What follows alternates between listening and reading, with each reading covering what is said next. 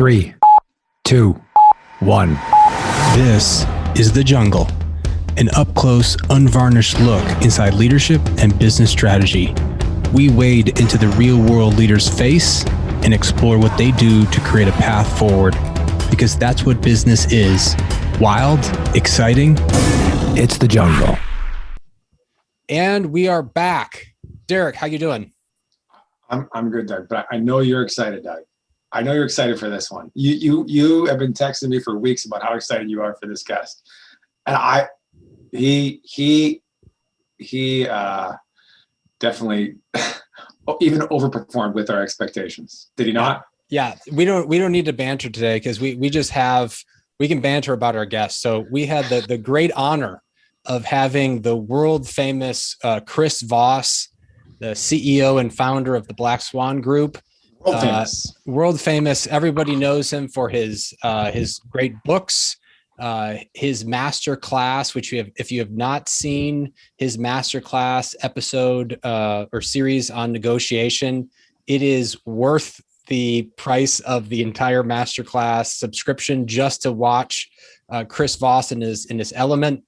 I mean, I go through his bio here. It's unbelievable. You know, the lead international kidnapping negotiator for the FBI, as well as the FBI's hostage negotiation representative for the National Security Council's hostage working group. He has been with the FBI. He's advised Scotland Yard. He's either spoken at or been a professor at a bunch of great schools, USC, Georgetown. He works with folks at Harvard. Chris Voss is the man. I've been raving about Chris Voss ever since I started seeing his stuff on YouTube and his books.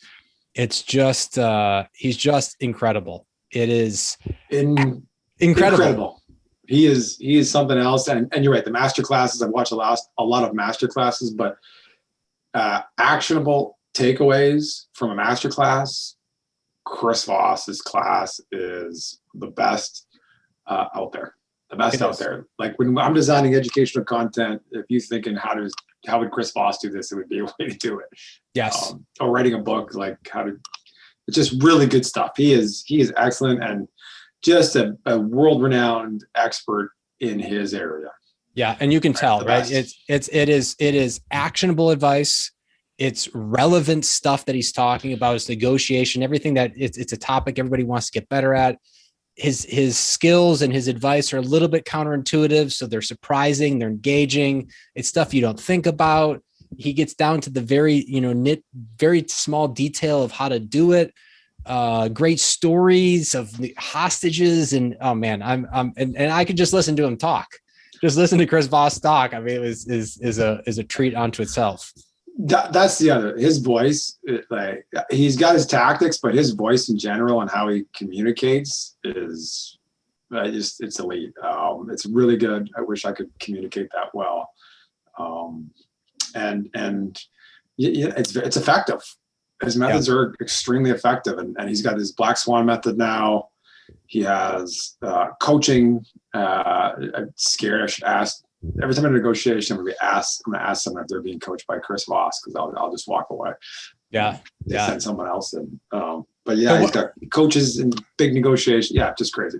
What did you had a legion of notes, and so did I, from like all the tips and tricks. What are you going to pull away from the conversation that you really want to spotlight? There's so many. Well, so Chris, I was just so you know, if you listen to this, I was handwriting fast and a lot. So I was using handwriting. So if you listen to the podcast, if that's important to you, because you made a good point there. I was handwriting, so I took a bunch of notes. So let me talk about, I really want to talk about the coaching and teaching thing for higher ed, because teachers, if you're not coaching, why are you teaching? And how could you actually teach if you're actually not coaching? LBS has moved almost entirely to a coaching. Our center is a coaching framework. We do projects. We coach students through it as opposed to teaching them. That's our mentality. It's really hard to do one without the other in his mindset.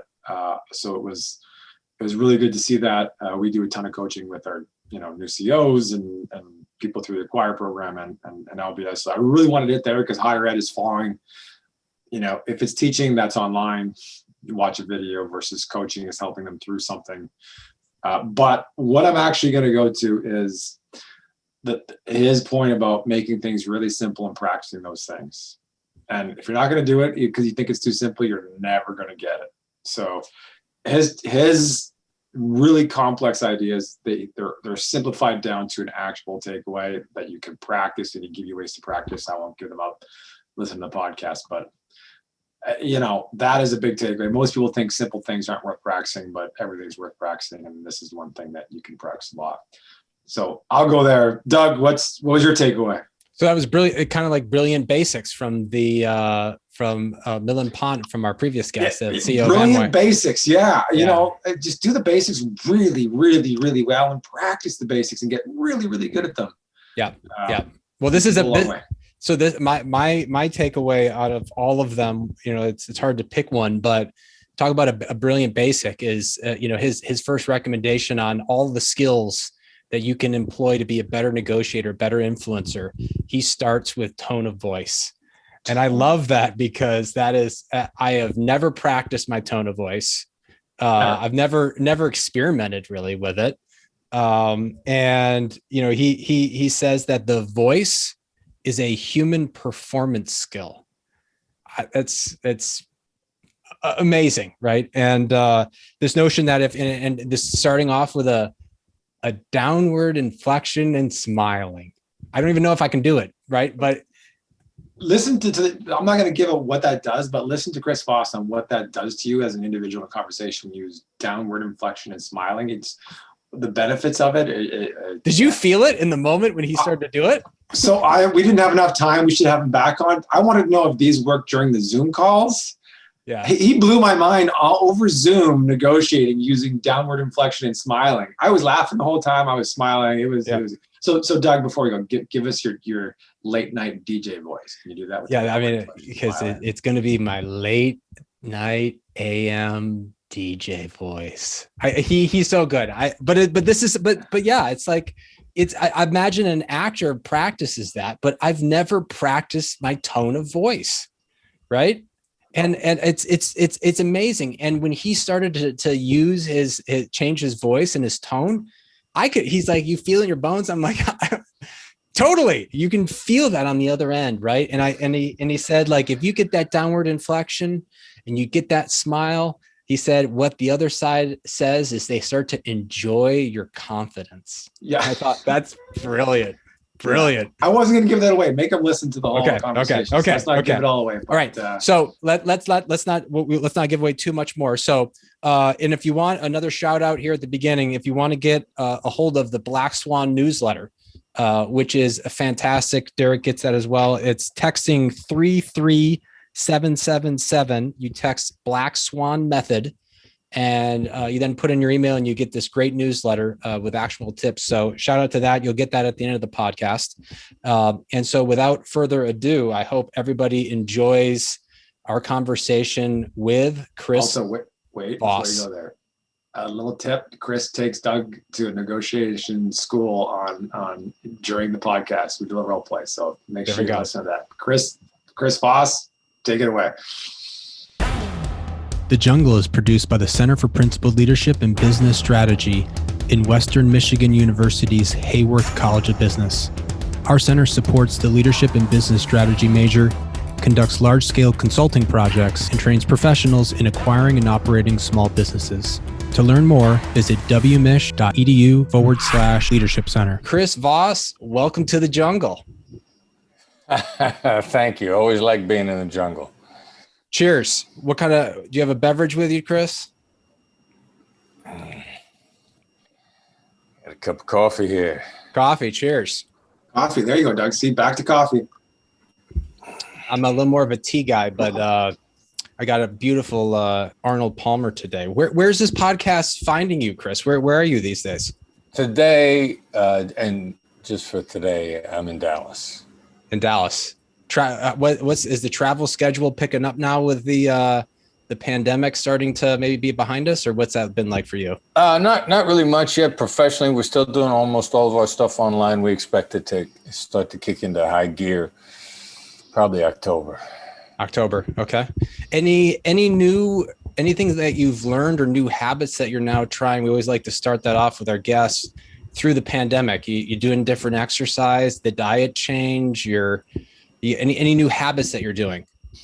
No, nothing new. I mean, getting back to a few things. Sauna is insanely healthy. I mean, just ridiculously healthy. And the sauna in my gym was shut down while the gym was shut down. I just started getting back into sauna just in the last couple of weeks. So I'm happy that it's a way to get a run in while you're sitting. I mean, what more could you ask? Chris, you're speaking my language. I got a sauna. I'm Finnish, so we would call it a sauna, but I got one in my basement, and I got a nice little horse trough in the backyard. Do a little ice plunge. You do the ice plunge after the sauna? No, I don't have the opportunity to do that. What's the temperature of your horse plunge? What's the temperature of your cold plunge? I think it was about 55. I just used just water from the hose. I mean, sometimes I'll pop over to Gordon's Food Service, get myself a couple, 22 pound bags of ice. Nice. 5 minutes, sun setting, got to face it west, Chris. Get the sun setting in the cold tub.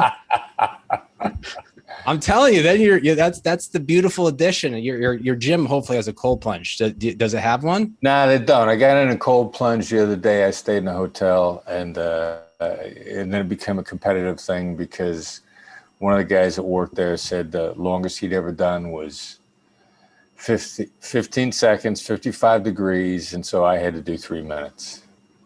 How'd you feel? It got me. It was good. It was, I love the psychological challenge of cold. Yeah. Because it's disheartening. It's one of the things the Navy SEALs do in training to wear you out, because people just have trouble psychologically handling the cold. So, it's a mental challenge. By the way, your sauna is your sauna regular? Is it infrared or is it traditional dry? Oh, it's traditional. Yeah, we're pouring water on the rocks, and yeah. Nice. Yeah. Actually, Derek actually built the sauna with my wife, because I'm not the most handy person in the world. So Derek came over and he built the sauna. It's true. You could buy one of these kits on Amazon, and then you can just have it delivered to your house. Yeah, very nice. Good. Yeah. Yeah, well, it's a great little exercise. So when you did the cold plunge, was that a negotiation that you lost, or was that a win-win kind of negotiation? Well, I don't believe in win-win, but it was a contest. I had to do it a couple times. The first time I got in, cold is pain. Pain. One of my favorite recent phrases: "Pain never hurt anybody," which absolutely makes no sense. But I heard an emergency room doctor pointed out to me not long ago. He said that pain never killed anybody. So pain is a complete psychological reaction. And if you're monitoring it, the difference between injury pain and stress pain or fatigue pain. And I know the difference because I've hurt myself enough times. But cold is not injury pain. So it is all in your head. You just gotta, bring it on. Yeah. Chris, you were speaking Doug's language. He tries to get our students to take cold showers every morning before they come to class, just to wake them up and experience that non-injury based pain. So that makes sense. It's good mental exercise, plus physiological, triggering, adrenaline, a bunch of other things. That's good for you as well. That's right. So we really appreciate you joining us. I told Derek I just wanted to just hear your voice and have you talk to me in the late night DJ voice a few times. FM DJ. Yeah. Oh, look at epicness! Listen to that sound. That is really good. So what would you everybody will have be showcasing a preview here on the podcast, but lots of people have heard about you and all the work that you're doing. In your own words, how would you describe what you currently do? What is your current company? How would you put into words what you currently do? Yeah, we coach people to better lives via negotiation. I mean, you're in negotiation all the time. Adversarial negotiation is not good for you long term. Because if it's adversarial, either, you're vanquished or they're vanquished.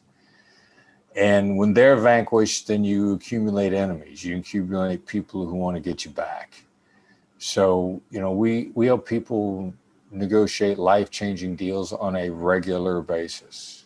And we train it and we coach it. We coach an awful lot more than I thought we were ever going to. I figured we'd just train. But, we train it, we coach it, we teach it. You tease out the difference between those two, how you see training versus coaching, just for our listeners, because I don't think I quite grasp the difference there, but our listeners would love to hear that. Yeah, training, you might come to one of our online trainings. You might want to come to one of our in-person trainings. We're classroom setting, basically, an interactive learning session. And then, train you up and send you on your way. You might not come back.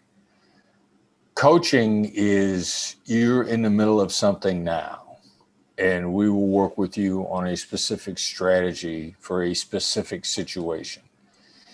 And just like a coach in an athletic event does, the coach stands on a sideline, you go into the game. Like, we don't negotiate on anybody's behalf. And we don't come to the table with you. But we're standing there on the sideline, and you go in the game, or you come out of the game. You say, all right, so this is what's going on. This is what's going on now. What's the next move? And we're as close as we can be with you to the interaction without actually stepping onto the field with you. Wow, that's a scary proposition, having Chris Voss as your coach as you go into an intense negotiation. That's an interesting concept. How did that come about? You said you wouldn't do as much of that, but you're doing a lot more. Did you evolve into that, or was a plan from the beginning? Well, one of the guys that before I left the Bureau, I read Jim Camp's book, Start With No, back in 2002. And Jim and I started to collaborate while I was still with the FBI, because there was, the thinking was the same. And Jim's book, Start With No, is about business negotiation coaching, which is one of the, things that I knew that validated the Black Swan method, hostage negotiation skills for business. And Jim was a negotiation coach. I mean, the book blew me away. And his background was, he was a football coach, and he was also a pilot, an Air Force fighter pilot, and he was a salesman. And it just, to him, the idea that you would teach something and not simultaneously coach it, because he had a coaching background, was just like, it was absurd. And, then there are a lot of people that teach negotiation. My academic brothers and sisters, Harvard, MIT, Ross School of Business, Michigan State, Wharton. So I'm talking to one of the academics one time who's teaching at a top flight business school. And I say to her, this stuff's really good. How's the coaching? How you doing coaching? And she said, like, oh, I don't coach. I'm not qualified to do that. And I remember thinking, like, if the business people that come to your classes heard you say that you were unqualified to coach them, you wanted to teach them, but you couldn't coach them, they demand their money back. I don't understand how you could do that. And the reality is, almost none of the people, the academics that are teaching it at the top flight business schools will also coach you. And I find that astonishing. Camp did it. It has ended up being an extremely large part of our business. We coach constantly. I got a whole team of coaches. I get my son, Brandon, is our best negotiator. He cuts most of our deals. Derek is probably our best coach. Brandon would be right on his heels. But, I got a team of coaches. We're, you're in the game. You're in the Super Bowl now. You probably don't have time to attend the 6-week course when you got a high stakes negotiation coming up tomorrow. So, we'll start coaching you right now. I think you're spotlighting a great challenge that higher education has, which is the teaching versus the doing, right? And the doing and the coaching and the being close to the actual. We have a great sales program, nationally ranked sales program here at Western Michigan, and they're all role play, heavy role play. To really build those, doing skills. Really great. Shout out to Jim Eckert, who runs that program. We should connect you. They have a terrific sales program, video monitors, watching the actual role play. It's a great way that they learn sales in that program. So before we get one step further, before we go into, so people understand a little more, Chris, can you talk about the Black Swan method? I think you said there, you slipped that in that last conversation. Can you just talk briefly about that? And then we'll get into negotiation and leadership. Yeah, sure. What it really is, we took the hostage negotiation skills. There are 8 FBI hostage negotiation skills that are taught globally. Like in some form or another, every hostage negotiation team on earth, whether you're in Baghdad or Bogota or Brooklyn or Singapore, uses the same skills because they work on human beings. They're wired in. It's a higher level of emotional intelligence because more specific, more clear. Like when I first started to collaborate with Harvard, they were doing active listening. That's really an old, outdated term. It's really proactive, which is why we call it tactical empathy. But my Harvard brothers and sisters said, wow, you guys' skills are so much more defined than ours are. You're much more evolved. And I remember being blown away by that. So we took the FBI skills, we massaged them a little bit, we changed them around just a little bit. And then even since the book has come out, we've learned so much about negotiation that it's really no longer a hostage negotiation. It's really evolved into the Black Swan method, which is, we started from a base of hostage negotiation, and then we've been actively applying it. I mean, I know it's going to sound like a shot at my academic brothers and sisters, but they're not making a living negotiating. They're attached to the mothership, an academic institution that's an umbilical cord that keeps them alive economically. Like, we are not attached to any mothership. We survive based on our own ability to negotiate. I'm not surviving based on the salary I'm getting paid from the university. And we're doing quite well based on our own ability to negotiate and consequently learning from that application.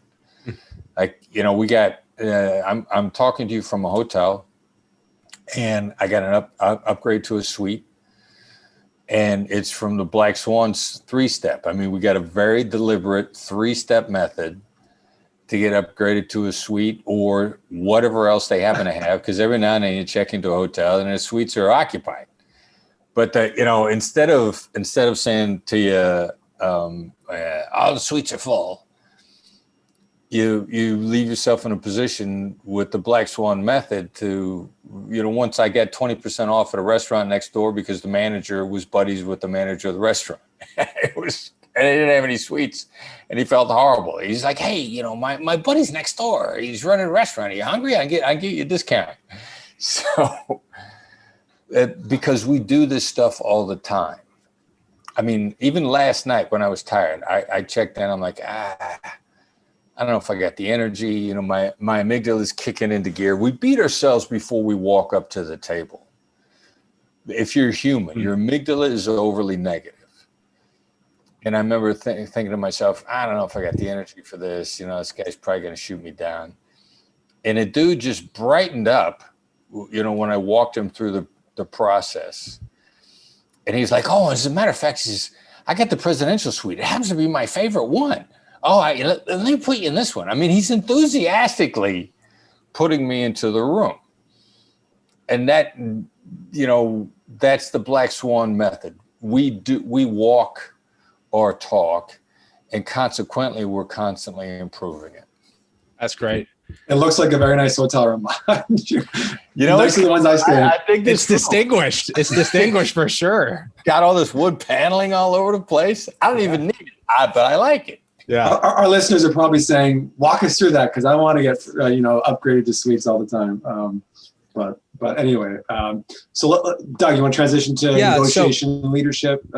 Yeah, I mean, this is we were so thrilled to have you on. I raved about you to about everybody I talked to, because I love the I mean, I think out of all of the, MasterClass videos you see or others, you're so great at nailing the specific skill down to a very actionable level. It's not abstract. It's not theoretical. It's usually something a little bit counterintuitive. So there's a little bit of a surprise. It's something you can put into practice right there. It's really, I think you do a terrific job. So I always rave about you and tell everybody to check out the masterclass, check out your book. Thank you. But the place we wanted to start from is, we're not going to spend time on the podcast, maybe get into all the skills, because you have so many great YouTube videos and all the great, buy the book and check out all that other stuff. I mean, our question really started from, thinking about if negotiation is a little bit like a golf swing, right? You got skills like the grip, the stance, the takeaway, the downs, the swinging down through the ball, the follow through, all these different skills. And you're teaching all these skills. If you think about, we want to talk about kind of two different types of people. Let's talk about, a leader of an organization. Those are a lot of our listeners. You're giving them all these great skills and they're like, man, it's like going on the golf course and you're got all the swing thoughts. Where do you recommend people start? What's the skill that you think is the best starting point? The one or two areas where they need to kind of start their journey if they're a leader? Yeah, well, the simplest and most overlooked is tone of voice. And, and I was just thinking now, like the people, it's too simple. It's not complicated enough for me. All right, fine. You are never going to get there because I can begin to affect the velocity of your thinking. I mean, literally, the velocity of your thinking based on my tone and pacing, which means I can affect your thinking before I finished a complete sentence. And, in terms of leaders, love them or hate them, Ronald Reagan. Now, he did something that's hard to do, but it's masterful when you do it, because it's both a downward inflecting voice, which is a voice that the best television news anchors use. Because with a downward inflecting voice, it's confident, it gives you authority. Before I finish the sentence, you feel in your bones that I believe in what I'm talking about. You feel the confidence. Yeah. Now, the other thing that Reagan did, Reagan was a charming dude. So he smiled. And when you can combine the downward inflecting voice with a smiling voice simultaneously, you were hitting other neurons, triggering another response, which makes people enjoy your confidence and your authority. And it puts them in a positive frame of mind. And Sean Acker, Harvard psychologist, did this great TED Talk called The Happiness Advantage, ACHOR, Acker, Sean Acker. And this is where my data is from, and I'm satisfied with my source. He says, you're 31% smarter in a positive frame of mind. Now, if I've got you believing in what I say based on how I've said it, plus I put you in a positive frame of mind, making you smarter, now I've got the stage set for brilliant collaboration, and you're comfortable with me leading the way. And you're also, if I need to correct you and guide you, then with my tone of voice, it feels gentle, it feels reassuring, you feel smarter, all simultaneously, which is a great leadership position to be in. I mean, you want to contrast leadership styles. I think the only real difference in terms of thinking and application of ideas, and never mind personal behavior, good or bad, the only real difference between Reagan and Trump is that Reagan made a point to be charming and smile. Like Donald Trump is famous for The Apprentice, where he fired people. Like Ronald Reagan fired every air traffic controller in America in one fell swoop. Ronald Reagan fired more people than Donald Trump ever thought of firing. And Reagan was just charming about it. Reagan was anti-overseas adversaries. He was really big on going after the Soviet Union at the time. Donald Trump is very big on China, but an overseas adversary. Ronald Reagan, very active, very aggressive, very assertive, extremely assertive foreign policy, but said it with a smile. You know, he's standing at the Berlin Wall and he says, "Mr. Gorbachev, tear this wall down." And he smiled when he said it, and the wall got torn down. The biggest difference between the two of them as leaders is really that Reagan smiled when he said the same stuff and a downward inflecting voice. Donald Trump, without the smile, the same sort of assertive voice, you know, people feel they'd been beaten up, and Reagan far more aggressive. People are charmed just by the fact that he smiled. It's ridiculously silly, which is why I think it's so overlooked. Interesting. So that would be that's what I love about that is that's something that's in your control, but something that it's your point. I never think about the actual tonation of my voice. You know, people overlook. Yeah, it's mastery work. What you can do with the tone of your voice, absolute mastery.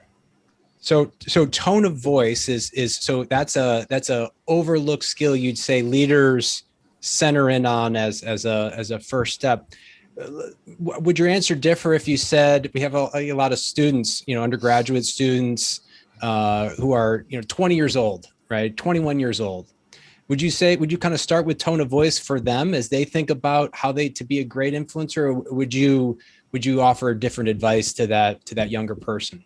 No, I'd start with tone of voice. I mean, it's the simplest to begin to get practice on also and immediately impact. Plus, I mean, you get more small stakes practice with tone of voice, like in each and every conversation. Mm-hmm. And it's just a matter of every single skill is only a matter of practice, and it's a matter of overcoming your own awkwardness. You know, just a few minutes ago, I was there's a new social media app that just come out called Fireside, and just did a session on it literally 10 minutes ago, myself and Derek Gaunt. And Derek is our coach, you know, our top coach among a whole stable of great coaches. But Derek's got a great tone of voice. And in the session we just did, somebody said, "Hey, how are you guys doing your tone of voice? Man, how did you guys learn your cadence, your pacing, your cadence, your inflection? You guys are just so good at it, keeping people's attention and making people feel good." And both of us answered practice. You know, we got our repetitions in, and it's a starting point. So,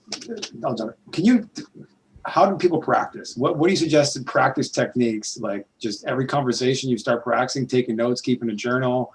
What, you know, it's very tactical, very specific, very actionable. So how would you suggest, you know, talk about the CEO leader and then also that 23, 24-year-old entering the workforce student? How would they practice? What would you say as some examples? Practice in the mirror to start with. And then, you know, the thing that great athletes do is they envision themselves doing it right. Now you can run all the rehearsals you need in your head over and over. You can go back, replay a past conversation, and reimagining yourself doing it with a late night FM DJ voice or with the smiling voice. You know, most of the time when we replay past conversations in our head, we imagine ourselves getting angry. This is what I wish I would have said. This is how I wish I would have said it. Mm. Well, in point of fact, that's practice doing it wrong. And great athletes, because this, you know, camp called negotiation a human performance skill, which I would have to agree with. It's a perishable skill. Tone of voice is a human performance skill. It's perishable. You got to have practice. And the great athletes, the great performers actually go back and run it through in their head doing it properly. You know, LeBron James, when he's sitting at home thinking about basketball, he's imagining himself making the moves properly. Jordan imagined himself making the moves properly. So you get all the practice you want in, and you are getting it in. That's the reality is you are already practicing. Now, are you practicing doing it wrong, or are you going back and reimagining yourself doing it right? Now, after you've practiced at the mirror, you're rehearsing, and you're going to bring this into your organization, do you suggest keeping notes or a journal on this, or kind of like, when did it work? When did it not work? How do you think about that? Well, as a separate aside, notes are extremely helpful if they're handwritten. Your brain processes in a completely different way in handwriting versus typing. Thank you for saying that, Chris, because I'm going to just clip this out and send it to all of my students, because they don't do exactly what you're saying. Yeah, you know, and so many people say, well, I type, you know, I think just fine when I'm typing. Well, I try it and find out. And I'll give you a great example. I'm working on my TED Talk. And I'm a very spontaneous speaker. So, you know, I speak to slides. I don't do a script. And the guys working on my TED Talk said, look, you got to memorize this baby. You got to hit it within a certain time frame. You have to memorize. And I'm like, I don't memorize. And so I started saying it out loud, and I just could not get it in my head, no matter how many times I tried to memorize it. So I tell everybody about handwriting. So I'm like, well, maybe it'll help me memorize it if I handwrite it. So I started to handwrite it. And while handwriting it, I came up with thoughts that I had never come up with before. And it was not my intention to improve the talk via handwriting.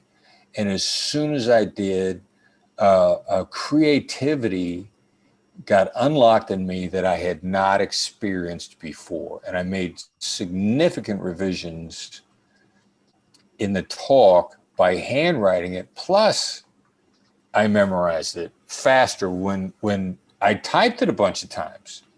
I read it out loud a bunch of times. I did everything else. And while typing and while reading it out loud, I did not get the inspiration that I got when I handwrote it. It's beautiful. I think it's so true. So that's a great side on handwriting. What, as people are practicing day to day, they go to the mirror, then they bring it to the organization. How does somebody get comfortable making that leap? What are some things they can do? From the mirror, then find another small stakes interaction. I mean, go order a cup of coffee. Use it, you know, walk in, study the interactions of the people talking to the person behind the counter in line in front of you, see what kind of an impact it has on them. And then when you walk up, say, instead of saying, how's your day going? You know, if people say, how's your day going? They typically say, how's your day going? With an agenda. Say, you know, looks like you're having a good day. You know, the downward inflection and a smile. And then for me, I like to watch the impact it's having on a person. That's one of the ways that I personally dial in. I'm getting and it also helps me focus. If I'm looking for the impact in the moment, I'm also much more focused in the moment. And so watch the impact it has when you smile at somebody and speak at the same time. No matter how bad their mood is, if you hit them 3 times with a smile, three different short bursts of words with smile, you will watch their mood change. You can see it on their face. You can watch it change. And it's at Starbucks, you know, or Pete's, or wherever you go get coffee. At the grocery store. Now you got some more practice. You know, you go out and practice on innocent civilians. Because then with that practice, or live practice on human beings, when it doesn't matter, then you will walk into that meeting at work and you will have it. You will be ready. Would you say, just as a kind of zeroing in on what you just said there, that people are too quick to respond in interaction? Well, as the second thing too is, first of all, let the other side talk first. Secondly, use dynamic silence. And yeah, do not be too quick to respond. Do not be too quick to start. And don't be too quick to respond. One of the leadership and negotiation. Leadership is a negotiation. You're negotiating collaboration. You're negotiating people's belief in what it is that you have to say. One of the negotiations has often been described as the art of letting the other side have your way. How do you get that done? You got to give people a little bit of space. The more they collaborate with you, the more they're invested with you. The more direction you give up front, the more adversarial it becomes, the more you infringe on their autonomy. People feel their autonomy is completely preserved. They follow, they give it up. So your autonomy being preserved is completely psychological.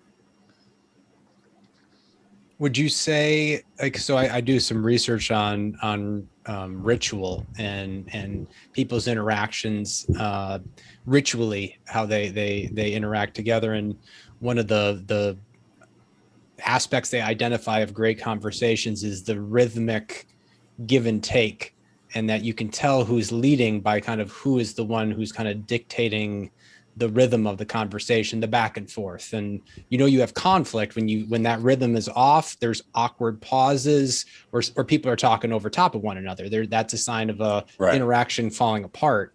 Right. Is it your sense then, because you made this comment earlier, that you almost from a leadership perspective, you want to be the one through the voice that you're kind of leading that conversation, but kind of in a way that's kind of setting the tone, setting the rhythm, but that's kind of in the background too. Does that make sense? Is that how you advise in those interactions? Yeah, and I like the part that you added in the background. I mean, think there's a difference between leading and guiding. And guiding is with light touches here and there, just small little coarse changes. Guiding is often with tone of voice. I've been in plenty of interactions where people were struggling to do what they thought was lead, which I got to speak first and I got to talk the most. If I talk the most, if I speak the most, then I'm leading. Well, actually, you're probably the most annoying. And you can lead then only by force and positional authority, which has a real short shelf life. I mean, if you're leading because you're ordering people, then you're only leading when you're in the room and you have the ability to force them to do things. And that goes away the minute they're not in the room. We like saying negotiation, yes is nothing without a how. How's implementation? How's follow-up?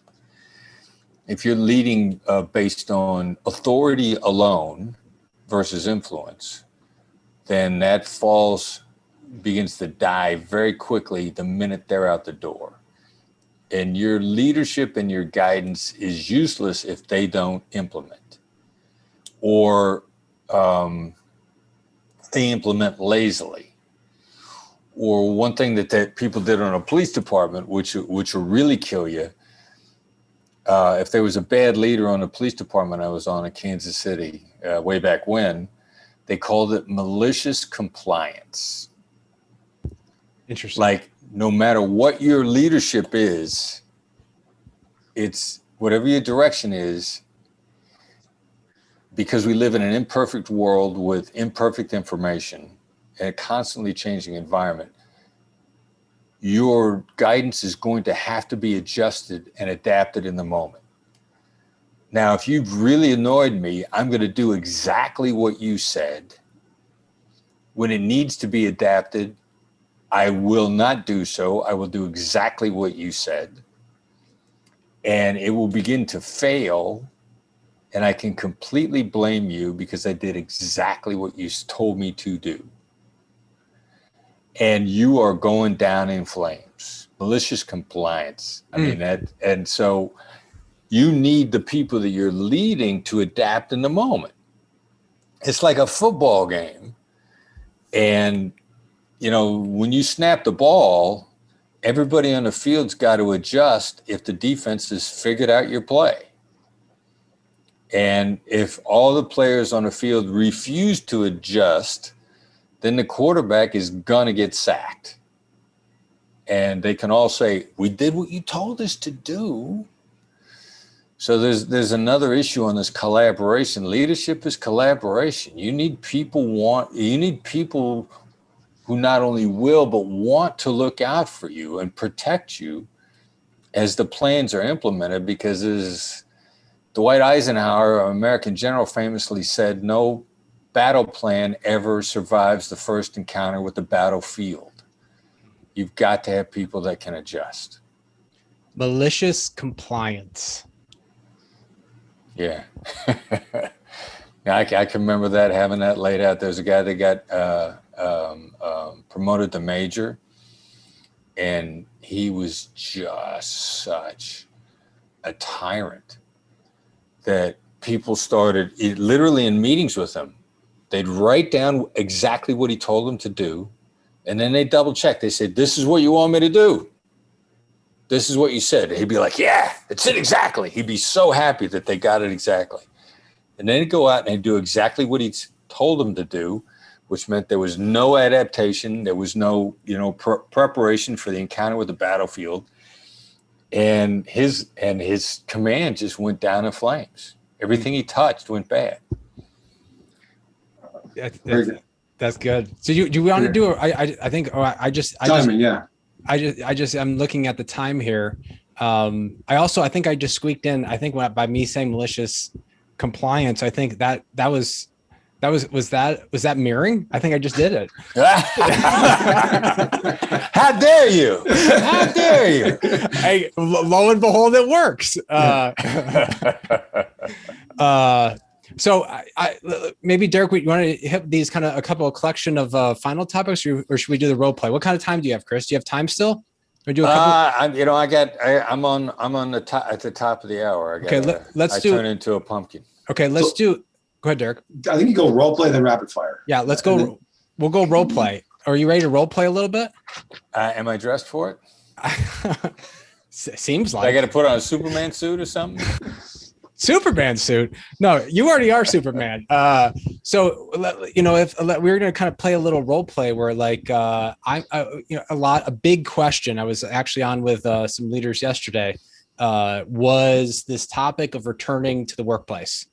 Not returning to work because everybody's been working, but going back to the office, and the negotiations and the conversations that are being had about, do I need to come back in full time? I'm not quite sure. Boy, it's nice working from from home.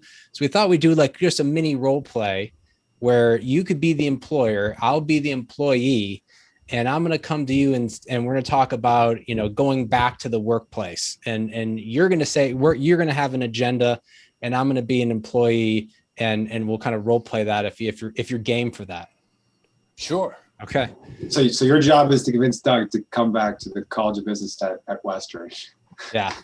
And I'm not, and he doesn't want to go back. And you kind of know from an email from me, I'm kind of not interested in going back into the College of Business. So we're sitting down and meeting. You can be the Dean Voss. Dean Voss, I appreciate your email that you sent out about encouraging us to come back into the College of Business, but I got to be honest with you. I'm so much more productive from home. I don't think I can come back full time like you want me to. It sounds to me like you really don't like the premises, coming back to the college. Sounds like you just don't like the place. Sounds like it doesn't make you happy. It doesn't. It doesn't. I feel I don't get the same energy that I get at home. It just doesn't have the same buzz and life. And I got these great windows at my house. You can see them. I see my great backyard, and it feels more comfortable here. And I just not feeling it there. Where do you see yourself 3 years from now? Oh, I don't know. That's a tough question. I mean, I hope I'm doing great podcasts, great guests on our podcast. I hope we're continue to do a great job with our center. We're going to be buying companies. Just lots of creativity ahead is where I see myself, and I want a place that helps me get there. Right. And it didn't sound to me like the university is that place. I don't know. That's a good question. I mean, sometimes I feel like that vibe. I mean, I'm trying to get some whiteboards. I can't get whiteboards. I want to have places to collaborate and get energy from my great students and, my great colleagues, older colleagues like Derek. And I don't have that chance at the university. So I know you want me back there. I know why you think it's good for me to be there with students, but I'm just not feeling it, Dean Voss. All right. Well, don't come back. We'll start planning on how you're going to exit the school. Okay. So it sounds like that's really important that I come back if you think that's what needs to happen for me to stay here. No, what really matters is, where you see your life going.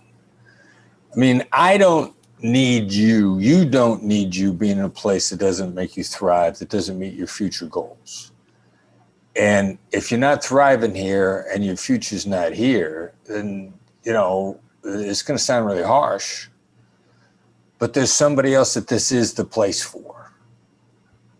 So you're holding you back, and I'm holding you back, and we're not making room for the person that is going to thrive in this environment. What about the real issue is what makes you thrive as a human being.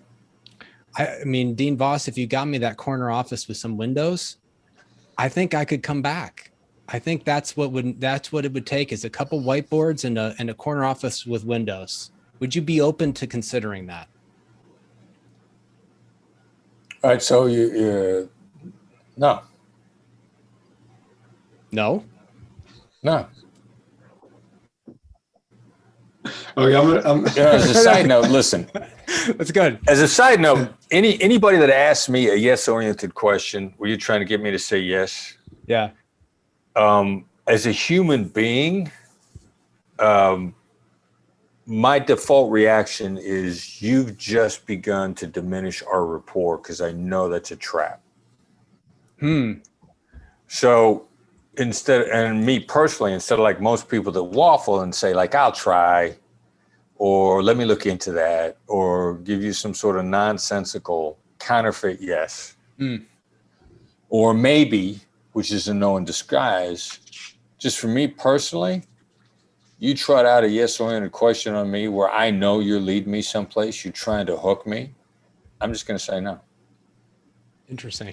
That was a very good role play. That was entertaining. And that yes and that effective.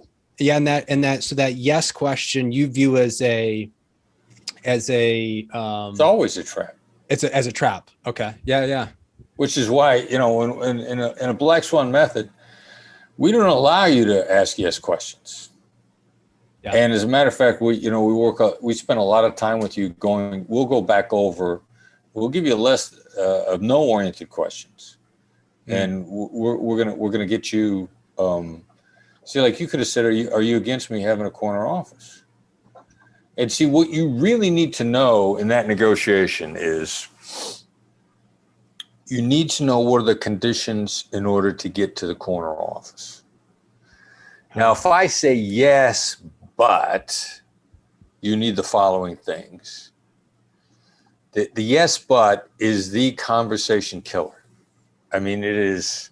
The other thing we don't, if you learned anything in communication, people have tried to tell you to never say yes, but, ever, because but is an erasing word.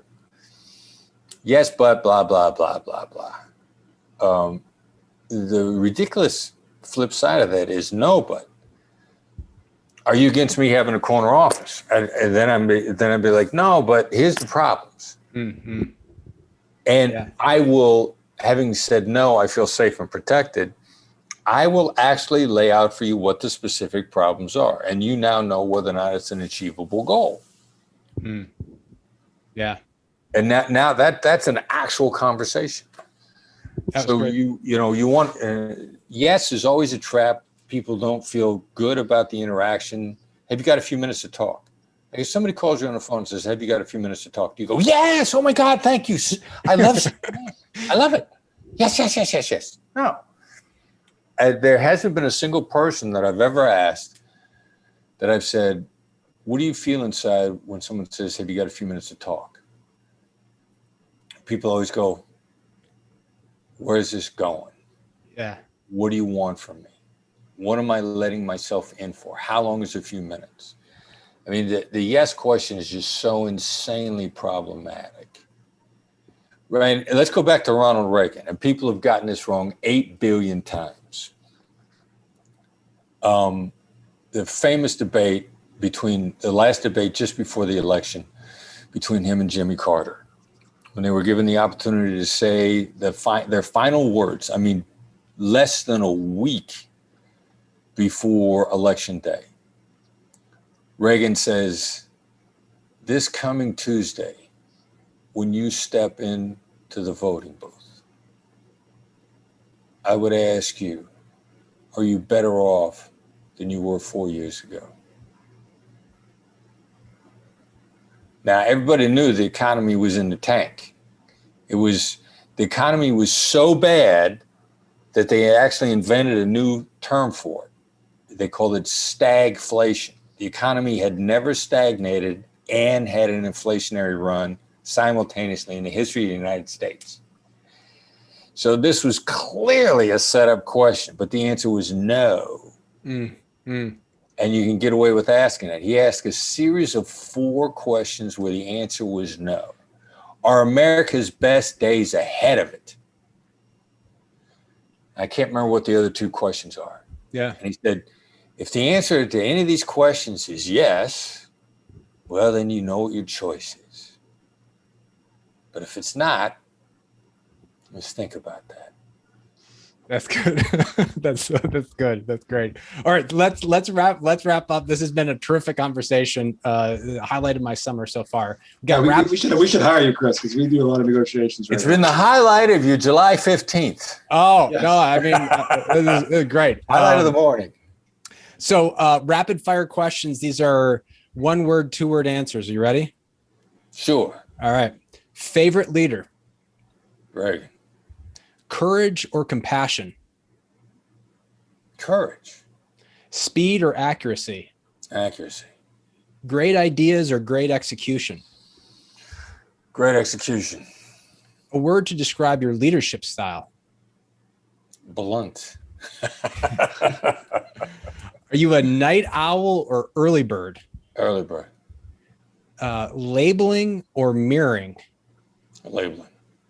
Okay, you're going to enter a dangerous jungle. Difficult task ahead of you. Who are you bringing with you? My son. And if you had an animal that reflects your leadership style, what would be your animal? Crocodile. A crocodile. Why a crocodile? Why that come to mind? Well, I mean, first of all, my favorite animal is otter. I love otters. I think they're phenomenal. They're playful. They're powerful. They're a lot of fun. But I do know that I'm a natural born assertive. And my default mode is to be very direct. And when I was in my default mode, somebody once told me that dealing with you is like getting hit in the face with a brick.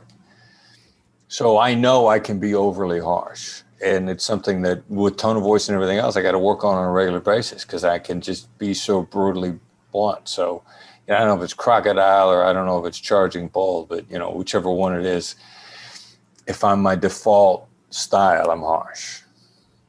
The great conversation today. Thank This you. was really good. Do you want to share how people can find you? Yes. Other resources you want to share with folks?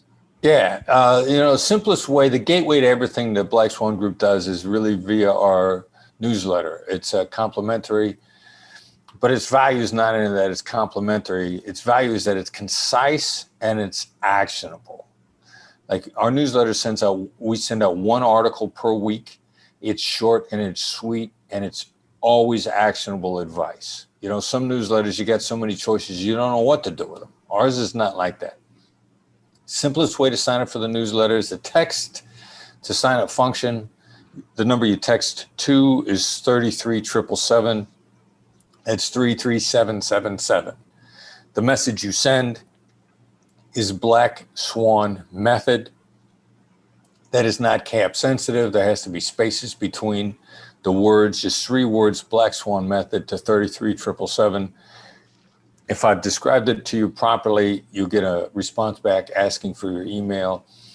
It's the gateway to the website, blackswanltd.com. Wherever you are in either your leadership or your negotiation journey, because Derek Gaughan has written a leadership book, Derek, the coach that I mentioned earlier, wherever you are on your journey, we'll meet you where you are, and we'll help you get better. Perfect. Fantastic. Right? I will give a shout out to that newsletter. I did subscribe to it. The very first response I got was the 9-step infographic in the newsletter. So it is fantastic. I always forward it to people. So I second sign up for that newsletter. It's very actionable. Chris, it was great talking with you. That was I think my favorite podcast to date, Doug. It was really good. Yeah. Thanks, fellas. I enjoyed it a lot. Thank you very much. Thanks, Chris.